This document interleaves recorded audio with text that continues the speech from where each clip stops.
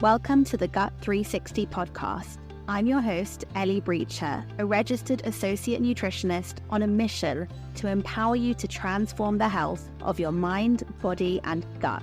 This podcast is the place where we share nutrition tips, mindset tools, and actionable steps to help you thrive on your journey to a healthier gut and a happier you. If you're ready to get into the driver's seat of your own health and unlock your full potential, you're in the right place, and I'm so glad you're here. Welcome back to your weekly dose of gut health inspiration and education. On today's episode of the Gut 360 podcast, we are diving deep into the world of probiotics, which I know can sometimes be a very confusing topic, so I'm here to clear things up for you. We are on episode 10, which means this is actually the final episode of season 1 of the pod before I take a little break. But don't worry, I will be back with season 2 very soon, and it's going to be even better with some very exciting surprises on there too. I'm currently in the process of planning out the next phase of the podcast, and I'm having a lot of fun with it. So for today's episode, I did something a little different. I left a question box on my Instagram, Eli Brecher Nutrition, if you're not already following me. And in the question box, I asked you guys to drop your questions all about probiotics in the box. And so I'm going to be answering questions for you on the podcast now. So some of the questions we'll be answering today include, are probiotic supplements essential to your health? Who should not take a probiotic? Is it possible to overdo it on probiotics? What's the difference between probiotics and prebiotics? Should you take a probiotic supplement while you're on antibiotics? Should you take a probiotic if you've recently had a GI illness or a digestive issue? Is it better to get your probiotics from foods than from supplements? And what are the best food sources? If you do take a probiotic, should you also take a prebiotic or postbiotic supplement? Can probiotics help with skin issues?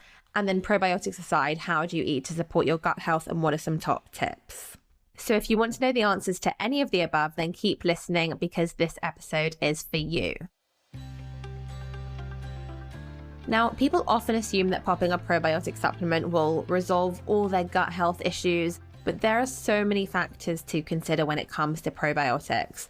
We all have something called our microbiome inside our digestive tract. And if you've been listening to the podcast up until now, when we're on episode 10, you probably know that our gut microbiome is that community of trillions of microorganisms, including bacteria, viruses, fungi that live inside our gut. And probiotics are the live microorganisms that provide health benefits when consumed, mainly by supporting the gut microbiome.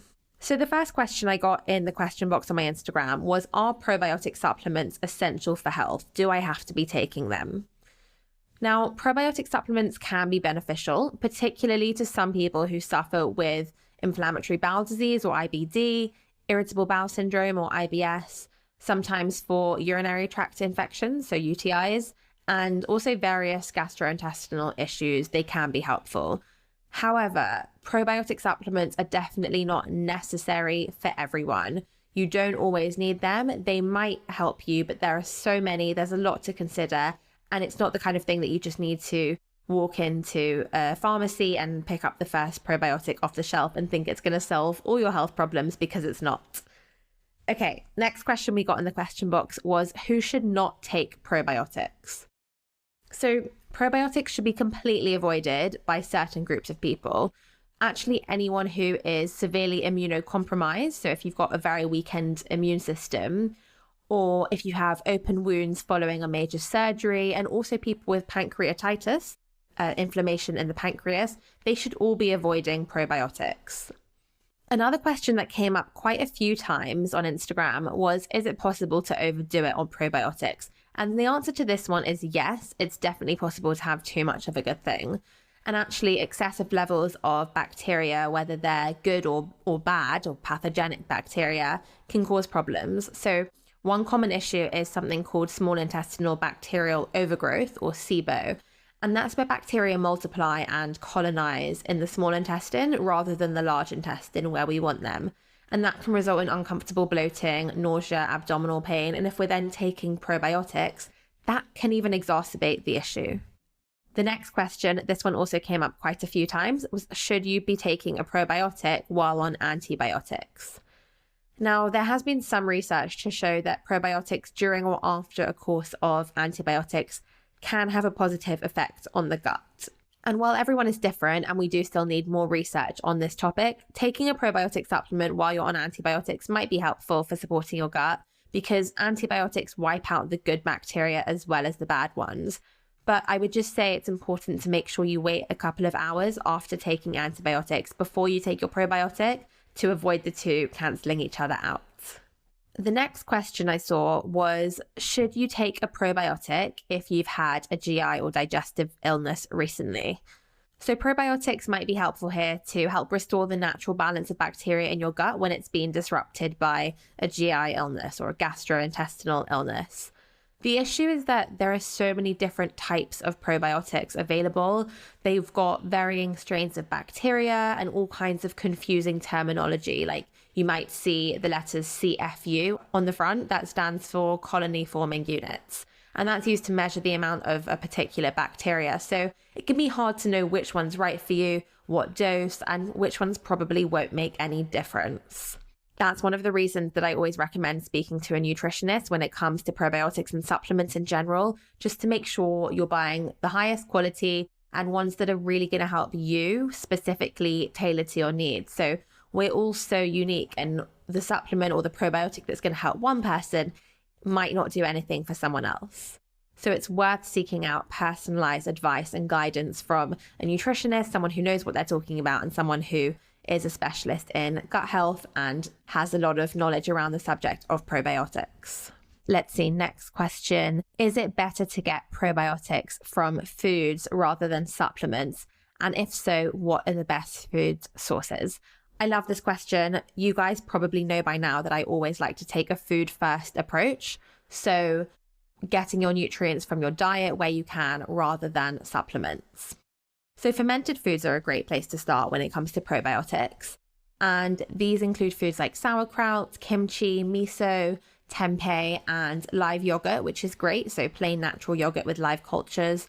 And then also some drinks like kombucha, which is fermented tea, and kefir, which is a fermented milk or yogurt. And when you're incorporating these foods into your diet, start slowly and build up gradually to allow your gut to adjust and avoid symptoms like bloating and gas. I think plain yogurt is always the easiest option to start with. Just make sure that it does contain live active cultures because sometimes the manufacturing process can kill off the good bacteria. The next question on here was, if you take a probiotic, should you also take a prebiotic and postbiotic supplement? And if you have no idea what these words mean, don't worry, I'm going to explain now. So as with probiotics, taking prebiotics and postbiotics are not necessary for everyone's individual microbiomes. Don't worry, you don't need to go and throw all your money down all these supplements, probiotics, prebiotics, postbiotics. You probably don't even understand what they are. So our microbiomes are all very unique as our fingerprints. No two microbiomes are the same. And both probiotics and prebiotics can be obtained from the diet and from the food sources that I'll share with you now. And then postbiotics are going to be produced naturally in our body when we eat these. So to summarize what these are, a probiotic, as we touched on briefly, is foods or supplements that contain those live microorganisms with beneficial bacteria for our microbiome. So the food sources of probiotics, again, are sauerkraut, kimchi, miso, tempeh, live yogurt, kombucha, and kefir. Now on to prebiotics. I know it sounds really similar. This is where it gets a bit confusing. Prebiotics are high fiber foods, and they just act as the food or the fuel for these good bacteria to feed off. So you get prebiotics in foods like onions, garlic, asparagus, Jerusalem artichokes, bananas that are slightly underripe, and also whole grains and legumes like lentils. And then postbiotics, which is a new term to some people, is when probiotics feed on the prebiotics, they naturally produce a healthy byproduct called postbiotics. And postbiotics are formed through fermentation. So when you consume prebiotic and probiotic foods in the diet, your gut will then produce these postbiotics naturally. I think we've got a couple of questions left. One is, can probiotics help with skin issues? Love this question. I actually did a whole episode on the podcast all about the connection between the gut and the skin. and what to eat for healthy skin, healthy hair, and healthy nails. So go back, I think it's 2 episodes, and have a listen. That one was really interesting. So in answer to your question, can probiotics help with skin issues? Research does show that probiotics can be helpful, both in the prevention and the treatment of various skin conditions, things like eczema, acne, and dry skin. And some of the mechanisms by which these probiotics work to support skin health are things like reducing inflammation, contributing to a healthy balance of gut bacteria, which affects our skin, and also reducing oxidative stress. So in short, in answer to your question, yes, probiotics can help with skin issues. There's no guarantee. And like I said, there are so many different strains. You want to make sure you're having the right one for you. So you can drop me a message on Instagram if you're confused, always happy to chat, or seek out advice from a healthcare professional. Another question in the chat box just said, I'm confused about the probiotic messages. Any advice? So yes, navigating the world of probiotics can be tricky. It can be very confusing. And not all supplements are created equally. A lot of them won't even survive the stomach acid and make it to your intestines. So it's very important to buy from brands that can prove their supplements can survive the journey through the gastrointestinal tract. Have a look on their website, look for scientific studies that show this. And like I said, there are so many different types of probiotic supplements, different strains, different CFUs, colony forming units, that's, measuring the amount of bacteria. So yes, it can be very hard to know which one, if any, is right for you. Don't just look for a high amount of bacteria though. When you see huge numbers like 50 billion CFU, it's not always the case of the more the merrier, but it's actually more knowing which one is most suited to your needs. So seeking personalized advice is going to be really helpful for clearing things up and pointing you in the right direction here. Last question before we wrap up is, probiotics aside, how do you eat to support your gut health? What tips and tricks could you share with us? Okay, so number 1, I eat a diverse range of plant-based, fiber-rich foods to help nourish my gut microbiome. So vegetables, fruits, nuts, seeds, beans, lentils, chickpeas, and whole grains. That's always my first tip. Number 2, I always try to get as much color on my plate as possible. So beetroots, carrots, spinach, blueberries, all these deep colored vegetables and fruits. And I also limit the amount of ultra processed food that I'm consuming. So limiting things like artificial sweeteners, emulsifiers, gums. These have been shown to be quite detrimental to our gut microbiome. I also consume some fermented foods for the probiotic benefits, as we've talked about. So I'll include things like sauerkraut, live yogurt. I'll also try and include some prebiotic foods to help to feed those probiotic bacteria and encourage them to grow. So things like onions, garlic, asparagus, oats, and other whole grains as well.